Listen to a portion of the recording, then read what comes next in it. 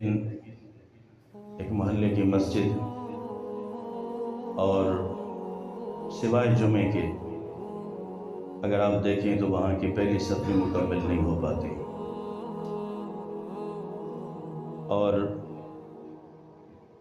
آپ اگر موازنہ کریں، اندازہ لگائیں کہ اس محلے میں گھر کتنے ہیں اور کتنے وہاں پہ مرد رہتے ہیں، تقریباً 100 یا 200 بندے تو وہاں آس پاس رہتے ہوں گے، لیکن مسجد میں صرف 4 سے یا 5 نمازی آپ کو نظر آئیں گے۔ میرے آقا کریم صلی اللہ تعالیٰ علیہ وسلم نے ارشاد فرمایا کہ کائنات میں سب سے بری جگہ بازار ہے، اور اس روئے زمین پر سب سے بہتر جگہ مسجد اللہ کا گھر ہے۔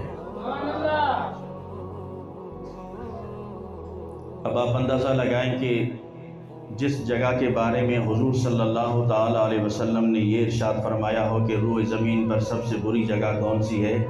بازار۔ آپ صبح سے لے کر شام تک، بلکہ رات گئے تک، یہ تو چھوٹا شہر ہے، شاید 10-11 بجے تک بازار بند ہو جاتے ہیں، لیکن بڑے شہروں میں کھلتے ہی رات کو بازار ہے، اور پھر رش آپ کو اتنا ملے گا کہ چلنے میں دشواری پیش آتی ہے۔ بعض اوقات یہ دیکھا گیا کہ کئیوں نے تو اپنا معمول بنا لیا کہ صبح 9 بجے سے لے کر شام تک یا ظہر تک یا عصر تک بازار ہی میں رہنا ہے، لیکن وہی لوگ اگر مسجد میں آ جائیں یا ان میں سے کچھ مسجد آ جائیں تو صرف گھڑی پر نظر ہوتی ہے، 5 بجے ٹائم ہے جماعت کا تو 5 بج رہے ہیں، مولوی سے پتہ نہیں کہاں غائب ہو گئے۔ 1 سیکنڈ برداشت نہیں ہوتا، 1 منٹ برداشت نہیں ہوتا۔ یارو اگر آپ کسی سے ملنے بھی چلے جائیں، دروازے پہ دستک دیں جا کے، سنت طریقہ ہے کہ 3 مرتبہ آپ نے دستک دینی ہے، لیکن ایک بار دستک دینے کے بعد پھر آپ نے انتظار کرنا ہے کہ تاکہ وہ گھر سے چل کر آپ وہ دروازے تک آ جائے، لیکن اتنا ویٹ، اتنا انتظار ہمیں مسجد میں نہیں ہوتا۔ بہرحال یہ تو میرے آقا کریم صلی اللہ تعالیٰ علیہ وسلم 1400 سال پہلے ارشاد فرما گئے کہ مومن مسجد میں اس طرح خوش ہوتا ہے جس طرح پانی کے اندر مچھلی خوش ہوتی ہے۔ پانی کے اندر، کہ اس کی حیات، اس کی زندگی وہی ہے، آپ اسے کچھ دیر کے لیے پانی سے باہر نکال دیں، وہ تڑپ تڑپ کے مر جائے گی۔ اور ہماری حالت کیا ہے؟ زیادہ تنگی ہمیں مسجد میں ہوتی ہے، گھٹن محسوس ہوتی ہے، گھبراہٹ محسوس ہوتی ہے، بس یہاں فرض پورے ہوئے، وہاں لوگوں کو لتاڑتے، گردنیں پھلانگتے، نہ دیکھنا ہے کہ کوئی نماز پڑھ رہا ہے، کوئی نفل پڑھ رہا ہے، بس ہم نے نکل جانا ہے باہر۔ عزیز ساتھیوں، آج ہم خود دیکھیں کہ ہم دین کے ساتھ کیا کر رہے ہیں، ہماری دین کے ساتھ محبت کتنی ہے۔ مسجدیں اسلام کا مرکز و محور ہے، اور پھر خصوصاً ان کی دیکھ بھال۔ آج شاید آپ کو عجیب لگ رہا ہو، لیکن میں آپ کے سامنے حقیقت بیان کر رہا ہوں۔ یہ نہیں کہ میں صرف آپ کو سنا رہا ہوں، اپنے آپ کو بھی کہہ رہا ہوں، اپنے ضمیر سے بھی مخاطب ہوں کہ جن چیزوں کو آج، جن جگہوں کو ہم نے آج آباد کرنا تھا، ہم پتہ نہیں کون سی جگہیں جا کے آباد کر بیٹھے۔ اور پھر ان کی دیکھ بھال، سرکار دو جہاں صلی اللہ تعالیٰ علیہ وسلم جب مکہ المکرمہ سے ہجرت کر کے مدینہ طیبہ تشریف لائے، آپ نے آتے پہلے اپنا گھر نہیں بنایا، اپنا گھر تعمیر نہیں کیا، سب سے پہلے آپ نے مسجد تعمیر کی ہے۔ ہم کیا کرتے ہیں؟ پہلے اپنا گھر بناتے ہیں، اللہ کا گھر بن رہا ہے تو دیکھیں گے جیب کی طرف، پھٹا پرانا کوئی نوٹ نکل آیا تو ٹھیک ہے، اچھا سا نوٹ ہے تو اسے پھر دبا لیا، میرے آقا کریم صلی اللہ تعالی علیہ وسلم نے کیا تعمیر فرمایا؟ سب سے پہلے اللہ کا گھر تعمیر فرمایا۔ صحابہ کرام کہتے ہیں کہ ہم مسجد کا کام کر رہے تھے، اینٹیں اٹھا رہے تھے، مٹی اٹھا رہے تھے، اچانک نظر پڑی رسول اللہ صلی اللہ تعالی علیہ وسلم پر۔ ہم تو ایک ایک اینٹ اٹھا رہے تھے، حضور صلی اللہ تعالی علیہ وسلم دو دو اینٹیں اٹھائے ہوئے تھے۔ یارو کوئی مثال دے سکتا ہے ایسی؟ ہم تو گفتار کے غازی ہیں۔ کسی مولوی کو مسجد کی تعمیر میں دیکھا ہے کہ وہ کام کر رہا ہو، کسی پیر نے کوئی آ کے ہاتھ بٹایا ہو، چلو دو چار اینٹیں، ایک اینٹ وہ بنیاد رکھنے کے لیے، برکت کے لیے آ جائیں گے، اس کے بعد پھر دیکھیں گے بنے کہ کیا ہوا کیا نہیں ہوا۔ کسی چودھری ملک معتبر وڈیرے کو مسجد کے کام کرتے ہوئے دیکھا ہو؟ نہیں، اس لیے کہ ہم ان چیزوں کو حقیق جو سمجھتے ہیں، جس کام کو حضور صلی اللہ تعالی علیہ وسلم نے خود سر انجام دیا ہو۔ میرے آقا کریم صلی اللہ تعالی علیہ وسلم مسجد کی تعمیر میں خود بنفس نفیس کام کر رہے ہیں، اور صرف یہ مسجد نہیں، جب جنگ خندق ہوئی، خندق کے موقع پر صحابہ کہتے ہیں کہ ہم نے خود حضور صلی اللہ تعالی علیہ وسلم کو مٹی اٹھاتے ہوئے دیکھا، اور حضور صلی اللہ تعالی علیہ وسلم اس طرح کام کر رہے ہیں، اور مٹی دھول اڑ رہی ہے، دھول اڑ رہی ہے، اور دھول اڑ کر حضور صلی اللہ تعالی علیہ وسلم کو بوسے دے رہی ہے، اتنے بوسے دیتی ہے کہ آپ کے یہ جسم کے بال مبارک غائب ہو جاتے ہیں، سفید ہو جاتے ہیں۔ لیکن حضور صلی اللہ تعالی علیہ وسلم خود کام کر رہے ہیں، خیبر کے خندق کے مقام پر خود کھدائی کر رہے ہیں، خود مٹی اٹھا رہے ہیں۔ اور یہ ایک موقع نہیں کہ ایک مرتبہ صحابہ نے جب بھوک کی اور افلاس کی شکایت کی، اور کسی صحابی نے اپنے پیٹ سے قمیض ہٹا کے حضور صلی اللہ تعالی علیہ وسلم کو دکھائی کہ صحابی نے ایک پتھر پیٹ پہ باندھا ہوا ہے بھوک کی وجہ سے۔ قربان جاؤں، میرے آقا کریم صلی اللہ تعالی علیہ وسلم نے جب اپنی قمیض مبارک ہٹائی تو صحابہ کہتے ہیں ہم نے اپنی آنکھوں سے دیکھا حضور نے 2 پتھر باندھ رکھے ہیں اپنے پیٹ پر۔ آج اگر ہم چاہتے ہیں نا کہ ہم حضور صلی اللہ تعالی علیہ وسلم کے سچے وفادار امتی بن جائیں، ہم دعوے تو سب چیز کے کرتے ہیں لیکن کھوکھلے دعوے ہیں، بات جب عمل اور سیرت کی آتی ہے پھر ہمیں غیر یاد آتے ہیں کہ غیروں کا اسٹائل کیا ہے، غیروں کا طریقہ کیا ہے۔ ہم یہ بھول جاتے ہیں کہ وہ مسجد جس کی تعمیر ہم نے خود کرنی تھی، جس کی صفائی کا خیال ہم نے خود رکھنا تھا، ایک دو خادم ہیں پھر ان کو بھی ہم جھڑکتے رہتے ہیں، جو خود فی سبیل اللہ کی رضا کے لیے صفائی کرنے والے ہیں، ہماری ان سے بھی نہیں بنتی۔ بات گھر کی ہوگی، سارا غصہ اس پہ نکال دیں گے۔ تو میرے ساتھیوں، یہ چیزیں آج آپ دیکھیں، خود اپنے گریبان میں جھانکیں کہ حضور صلی اللہ تعالی علیہ وسلم نے خود ان چیزوں کو اپنایا۔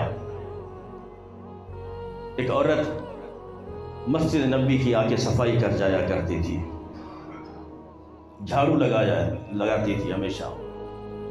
تو ایک مرتبہ وہ علیل ہو گئی، بیمار ہو گئی۔ حضرت انس کہتے ہیں کہ ہم نے خود دیکھا حضور صلی اللہ تعالی علیہ وسلم بار بار ان کی عیادت کے لیے تشریف لے جاتے، ان کی تیمارداری کے لیے تشریف لے جاتے، طبیعت پوچھنے جاتے کہ بھائی صاحبہ طبیعت کیسی ہے، پتہ ہے کہ اس کا مقام کیا ہے۔ اور حضور صلی اللہ تعالی علیہ وسلم نے دیکھا کہ جب وہ بہت زیادہ علیل ہے، میرے آقا کریم صلی اللہ تعالی علیہ وسلم نے فرمایا کہ جب اس کا انتقال ہو جائے مجھے ضرور اطلاع کرنا۔ جب اس بوڑھی عورت کا، مسجد کی صفائی کرنے والی کا انتقال ہو گیا، صحابہ نے اور اس گھر والوں نے اس نیت سے نہیں بتایا کہ حضور صلی اللہ تعالی علیہ وسلم پر بار نبوت ہے، بہت سارے کام ہیں، دن رات آپ کاموں میں مشغول ہیں اور دین کے کاموں میں مشغول ہیں، یہاں بہت سارا ٹائم لگ جانا ہے، تو اس وجہ سے انہوں نے اطلاع نہیں کی اور اس بوڑھی عورت کو دفنا دیا۔ میرے آقا کریم صلی اللہ تعالی علیہ وسلم جب صبح تشریف لائے اور میرے آقا نے فرمایا کہ آپ لوگوں نے مجھے اطلاع نہیں کی، مجھے بتایا نہیں، میں خود جنازے میں شریک ہوتا، اس کا جنازہ خود پڑھاتا۔ کس کا؟ مسجد کی صفائی کرنے والی کا۔ کس کا جنازہ؟ مسجد کی صفائی کرنے والی کا۔ حضرت انس کہتے ہیں کہ بار بار حضور صلی اللہ تعالی علیہ وسلم تشریف لے جاتے۔ آج ہمارے اندر کوئی اس طرح کا غریب بندہ بیمار ہو تو ہم تو اس کی عیادت کو بھی نہیں جا سکتے جب تک کوئی بڑا عہدے والا، بڑے منصب والا بیمار نہ ہو، پھر بار بار اس کی سلامی کو جاتے ہیں، بار بار آتے جاتے پوچھ رہے ہوتے ہیں جناب کیسی ہے طبیعت، کیا حال ہے۔ میرے آقا کریم صلی اللہ تعالی علیہ وسلم بار بار اس کی عیادت کو جا رہے ہیں، یہ بتلا رہے ہیں کہ امت کو یہ سبق دے رہے ہیں کہ یہ جو مسجد کی صفائی کرنے والے ہیں یہ عام لوگ نہیں ہیں۔ اور پھر میرے آقا نے فرمایا مجھے اطلاع کیوں نہیں دی؟ چلو مجھے اس کی قبر دکھاؤ، مجھے اس کی قبر دکھاؤ۔ تو حضور صلی اللہ تعالی علیہ وسلم قبرستان تشریف لاتے ہیں، اس بڑھیا کی قبر پر حضور صلی اللہ تعالی علیہ وسلم کھڑے ہو کر دعا فرماتے ہیں، اس کی مغفرت کی۔ ایک روایت میں آتا ہے کہ حضور صلی اللہ تعالی علیہ وسلم قبر پر کھڑے ہو کر دوبارہ جنازہ پڑھاتے ہیں۔ اب شرعی مسئلہ ہے کہ وارثین کے بغیر جنازہ نہیں ہوتا، تو حضور صلی اللہ تعالی علیہ وسلم تمام امت کے وارث ہیں۔ چونکہ حضور نے جنازہ نہیں پڑھا تھا، اس لیے میرے آقا نے فرمایا صفیں بناؤ، میں دوبارہ جنازہ پڑھنا چاہتا ہوں۔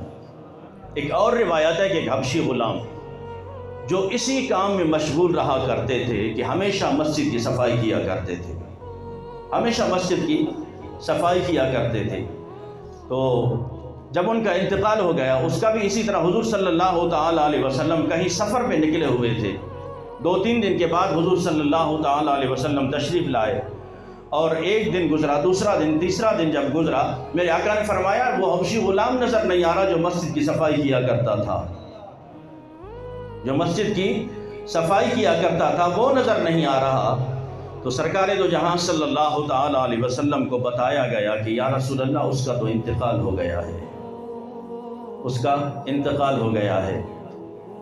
میرے آقا کریم صلی اللہ تعالی علیہ وسلم کی آنکھیں بھر آتی ہیں، آنسو مبارک رواں ہو جاتے ہیں۔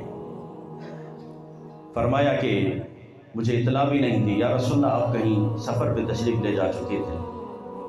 تو حضور صلی اللہ تعالی علیہ وسلم کی آنکھوں میں آنسو آنا اس بات کی دلیل ہے کہ آپ مسجد کی صفائی کرنے والوں سے کتنی محبت فرمایا کرتے ہیں۔ اور پھر یہ ضروری نہیں ہے کہ اس کے لیے ٹھیک ہے اگر کوئی خادم مقرر ہے، اس کی تنخواہ مقرر ہے، آپ اس میں حصہ ڈالتے ہیں، یہ بھی ایک طریقہ ہے کہ آپ کا حصہ اس میں پڑ رہا ہے، لیکن ایک یہ بھی تو طریقہ ہے کہ مہینے میں، 2 مہینے کے اندر، 3 مہینے میں یا 6 مہینے میں کبھی آپ خود اپنے چھوٹے بچوں یا اپنے نوجوان بچوں کو لا کر خود مسجد کی صفائی کر دیا کریں، اس لیے کہ میرے آقا کریم صلی اللہ تعالی علیہ وسلم خوش ہوتے ہیں ایسے افراد سے جو اللہ کے گھر کی صفائی کرتے ہیں۔ حضرت سیدنا علی المرتضیٰ شیر خدا رضی اللہ تعالیٰ ہے کوئی ان سے علم میں زیادہ مرتبہ اور مقام؟ میں نے کہا نا کہ ہم صرف نعروں کی حد تک محدود ہیں، جب ان کا نام آئے علی علی علی علی علی علی، بس یہ پتہ نہیں کہ انہوں نے ساری زندگی مسجد میں گزاری، اور حضور فرماتے ہیں کہ وہ اس ٹائم مسجد کی جھاڑو لگا رہے ہیں اور ساری مٹی حضرت علی شیر خدا رضی اللہ تعالیٰ عنہ کے جسم مبارک پر پڑ رہی ہے۔ میرے آقا مسجد نبی کے دروازے پہ کھڑے ہو کے فرماتے ہیں علی ذرا سینے لگ جاؤ، میرے آؤ ذرا سینے لگ جاؤ۔ حضرت علی فوراً کھڑے ہوتے ہیں اور فوراً وہ مٹی جھاڑی کہ اس حالت میں حضور صلی اللہ تعالی علیہ وسلم سے کیسے مس ہوں۔ تو جب حضرت علی نے وہ مٹی جھاڑی، میرے آقا نے فرمایا علی اب رک جاؤ، جس مٹی کے لیے میں تمہیں بلا رہا تھا وہ تو تم نے جھاڑ دی، وہ تم نے جھاڑ دی۔ تو میرے ساتھیوں، آج پتہ چلا کہ سرکار دو جہاں صلی اللہ تعالی علیہ وسلم جو مسجد کی صفائی کرتے ہیں، دیکھ بھال کرتے ہیں، خیالداری کرتے ہیں، میرے آقا کریم صلی اللہ تعالی علیہ وسلم کتنے خوش ہوتے ہیں۔ اور پھر حضرت تمیم داری، اس زمانے میں اس لائٹنگ کا یا بجلی کا تو کوئی تصور نہیں تھا، دیے کا بھی اس وقت تصور نہیں تھا۔ مسجد نبی کے اندر یہ جو کھجور کے درخت ہیں جس میں کھجوریں لگتی ہیں، وہ جو نرم گوشہ ہوتا ہے، اس نرم گوشے کو جلایا جاتا، جب وہ بجھ جاتا پھر دوسرا کوئی گوشہ جلا دیتے، اسی طرح وہ ایک بجھتا تو دوسرا بجھتا تو تیسرا گوشہ جلایا جاتا۔ حضرت تمیم داری کہتے ہیں میں کسی ملک میں تجارت کے لیے گیا تو مجھے وہاں پر دیا نظر آیا، کیا نظر آیا؟ دیا نظر آیا، مجھے پسند آیا کہ یہ خرید لیتا ہوں، مسجد نبوی میں رکھ لیں گے، روشنی کا اہتمام ہو جائے گا، روشنی کا اہتمام ہو جائے گا۔ اللہ اکبر۔ حضرت تمیم داری کہتے ہیں میں نے وہ دیا خریدا اور جب مسجد نبوی آیا میں نے اسے جلا کے رکھ دیا۔ صحابہ بھی خوش ہو رہے ہیں کہ مسجد میں روشنی کا اہتمام ہو گیا ہے۔ اتنے میں حضور صلی اللہ تعالی علیہ وسلم تشریف لائے۔ میرے آقا کریم صلی اللہ تعالی علیہ وسلم تشریف لائے اور فرمایا کہ یہ اہتمام کس نے کیا ہے، یہ دیا کس نے جلایا ہے؟ صحابہ تھے حضور سے محبت کرنے والے، انہوں نے کہا کہ شاید ہم نے کوئی غلط کام کر دیا، خاموش ہو گئے۔ پھر میرے آقا نے فرمایا کہ یہ اہتمام کس نے کیا ہے، یہ دیا کس نے جلایا ہے؟ صحابہ پھر خاموش ہیں کہ کہیں ڈانٹ نہ پڑ جائے، کوئی غلط کام تو نہیں کر بیٹھے۔ میرے آقا نے فرمایا ڈرو نہیں، میں پوچھ رہا ہوں یہ اہتمام کس نے کیا ہے؟ تو ایک نے کہا کہ یا رسول اللہ یہ حضرت تمیم داری نے یہ اہتمام کیا ہے۔ کس نے کیا؟ حضرت تمیم داری نے یہ اہتمام کیا ہے۔ میرے آقا کریم صلی اللہ تعالی علیہ وسلم کے چہرے انور پر مسکراہٹ آتی ہے۔ فرمایا کاش میری بیٹی ہوتی میں اس کے نکاح میں دے دیتا، اس نے اپنا داماد بنا لیتا۔ تو میرے ساتھیوں آپ اندازہ لگائیں کہ حضور صلی اللہ تعالی علیہ وسلم کتنی محبت فرما رہے ہیں مسجد اللہ کے گھر کی صفائی کرنے والوں، وہاں پر روشنی کا اہتمام کرنے۔ آج آپ دیکھیں گے فی زمانہ میں ایک سچی بات آپ سے کر رہا ہوں، آپ چلے جائیں درباروں پہ سنگ مرمر لگا ہوگا لیکن مسجد وہی دربار کی مسجد ہے، وہاں پہ سب پوری نہیں ہے۔ دربار میں اے سی لگ جاتا ہے اور پھر اگر ہم یہ بات کرتے ہیں پھر لوگوں کو تکلیف ہوتی ہے۔ ہم یہ بتانا چاہتے ہیں کہ اللہ کے اس ولی کا دربار اس لیے نہیں تھا کہ تم یہاں سنگ مرمر لگاتے رہو، تم یہاں سونے کے چراغ جلاتے رہو، تم یہ اخراجات کرتے رہو۔ وہاں وہ مرکز اس لیے ہے کہ وہاں اللہ اور اس کے رسول کا ذکر کیا جائے، اللہ کو یاد کیا جائے، اس کے ساتھ ساتھ جو اس کی مسجد ہے اس کو بھی آباد کیا جائے۔ 24 گھنٹے وہاں پہ پڑھیں اور وہاں پہ پتہ نہیں کیا سے کیا ہو رہا ہے، سگریٹ بھی جا رہی ہے، وہاں پہ چرس چل رہا ہے، کئی مزاروں کی میں بات کر رہا ہوں، اکثریت کی بات کر رہا ہوں، اور پھر وہاں کا سارا اہتمام۔ پھر ہم جب مسجد کی طرف دیکھیں، کئی مزاروں پر ہم گئے، جب مسجد کی طرف جاتے ہیں نماز کے لیے وہاں نہ صف مکمل ہے، نہ وہاں صفائی کا اہتمام ہے۔ اب بھی آپ اندازہ لگا سکتے ہیں، کوئی مجھے شخص بتا دے کہ گھر سے نکلتے ہوئے مسجد کے باہر جھاڑو دے کر جائے وہ، لیکن دربار کے باہر جھاڑو چل رہا ہوتا ہے۔ ہمیں اس چیز کا انکار نہیں ہے۔ اللہ تبارک و تعالیٰ کے گھر کو آباد کرنے کا میرے آقا کریم صلی اللہ تعالی علیہ وسلم نے خود ارشاد فرمایا ہے، اور وہ جو اللہ والا اس ٹائم آرام کر رہا ہے، جس کی خدمت تم کر رہے ہو، وہ بھی ساری زندگی اسی گھر کی خدمت کر کے گیا ہے، اسی گھر کی خدمت کر کے گیا ہے۔ تو پھر کیا وجہ ہے کہ آج اس طرف رخ نہیں ہے اور وہاں رخ ہے؟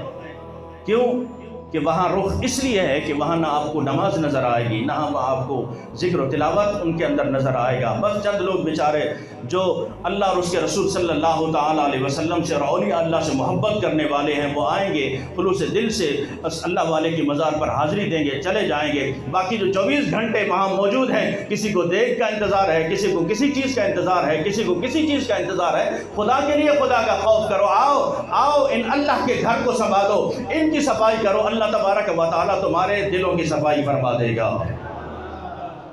بابا فرید رحمۃ اللہ علیہ فرمایا کرتے، کوئی شخص اگر چاہتا ہے نا کہ بے سکونی ہے، بے چینی ہے، بے قراری ہے، اسے چاہیے کہ وہ مسجد میں ایک بار جھاڑو دے کے دیکھے، سکون ہی سکون آ جائے گا، اسے چین ہی چین آ جائے گا، قرار ہی قرار آ جائے گا۔ اللہ تبارک و تعالی ہمیں مسجدوں کو آباد کرنے کی توفیق عطا فرمائے، اس کا اہتمام اور اس کی تعمیر میں ہمیں خوب بڑھ چڑھ کے حصہ لینا